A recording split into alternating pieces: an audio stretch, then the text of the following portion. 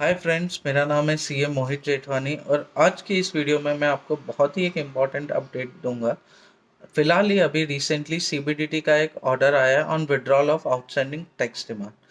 इस ऑर्डर के हिसाब से कोई भी असेसी जिसकी एज ऑन 31 जनवरी 2024 को कोई भी अगर आउटस्टैंडिंग टैक्स डिमांड है under income tax act 1961, wealth tax act 1957 या गिफ्ट टैक्स एक्ट 1958, तो वो एलिजिबल है फॉर वेवर या एक्सटिंग्विशमेंट के लिए आफ्टर सर्टिफाइंग सर्टेन कंडीशंस। तो वो कंडीशंस क्या है?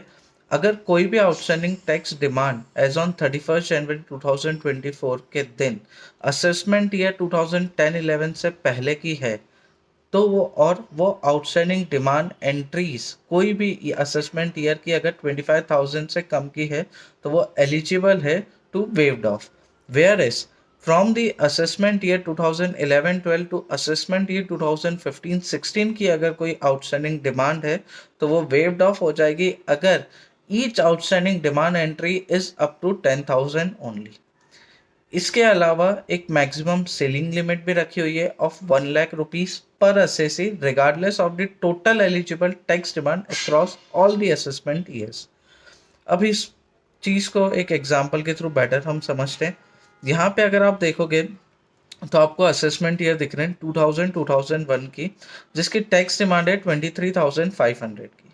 ये outstanding tax demand waived of हो जाएगी। रीजन बिंग ये आउटस्टैंडिंग टैक्स डिमांड 2010-11 से पहले की है और ये जो एलिजिबिलिटी है टू रुपीज़ 25,000 उसके अंडर भी आती है।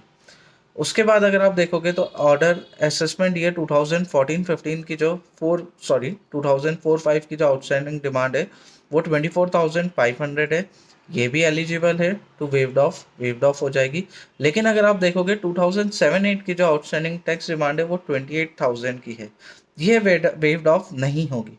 रीज़न भी क्योंकि उस ऑर्डर में क्लियरली मेंशन है कि असेसमेंट ईयर 2010-11 से पहले तक की जितनी भी आउटस्टैंडिंग डिमांड है वो ईच आउटस्टैंडिंग डिमांड 25,000 से कम होनी चाहिए। बट इस केस में इस असेसी की 28,000 से ज़्यादा है तो ये वेव्ड ऑफ नहीं होगी। सिमिलरली 2010-11 भी वेव्ड ऑफ हो जाएगी क्योंकि ये 24,000 है।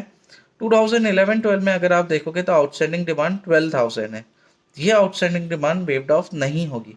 रीजन बिंग ऑर्डर ये बोलता है कि असेसमेंट ईयर 2011-12 से असेसमेंट ईयर 2015-16 की जो आउटस्टैंडिंग डिमांड है वो 10,000 से कम होनी चाहिए। इस केस में वो 12,000 है तो ये वेव्ड ऑफ नहीं होगी। अगर आप 2012-13 और 13-14 देखोगे तो आपकी 10,000 से कम की आउटस्टैंडिंग डिमांड है against each outstanding demand entries, तो ये भी वेव्ड ऑफ हो जाएगी। बट अगर आप देखोगे 2014-15 में तो ये जो आउटस्टैंडिंग डिमांड है ये 8,900 है। दो it is under the limit of 10,000 but फिर भी ये आउटस्टैंडिंग डिमांड जो है ये वेव्ड ऑफ नहीं होगी। रीजन बीइंग अगर आप देखोगे तो इधर आपकी जो आउटस्टैंडिंग डिमांड्स है प्रीवियस ईयर असेसमेंट ईयर्स की वो ऑलरेडी 91,300 हो चुकी है।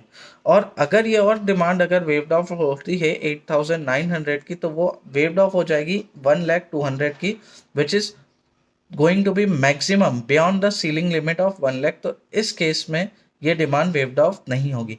रीजन बीइंग क्योंकि ऑर्डर में क्लियरली मेंशन है कि कोई फ्रैक्शन ऑफ डिमांड भी वेव्ड ऑफ नहीं होगी। उसके बाद लास्ट अगर देखोगे इस एसएससी के केस में जो मैंने एग्जांपल लिया है उसमें जो आउटस्टैंडिंग डिमांड है वो एक 2018-19 की भी है 5,000 की, तो ये डिमांड भी वेव्ड ऑफ नहीं होगी। रीजन बिंग ऑर्डर में क्लियरली मेंशन है कि जो वेवर होगा वो असेसमेंट ईयर 2015-16 तक की डिमांड्स का ही वेवर होगा। बियॉन्ड उसके अगर कोई आपके एसएससी किसी भी एसएससी की अगर कोई आउटस्टैंडिंग डिमांड है तो वो वेव्ड ऑफ नहीं होगी। तो दोस्तों आज के लिए ये जो इम्पोर्टेंट अपडेट थी वो बस इतनी थी।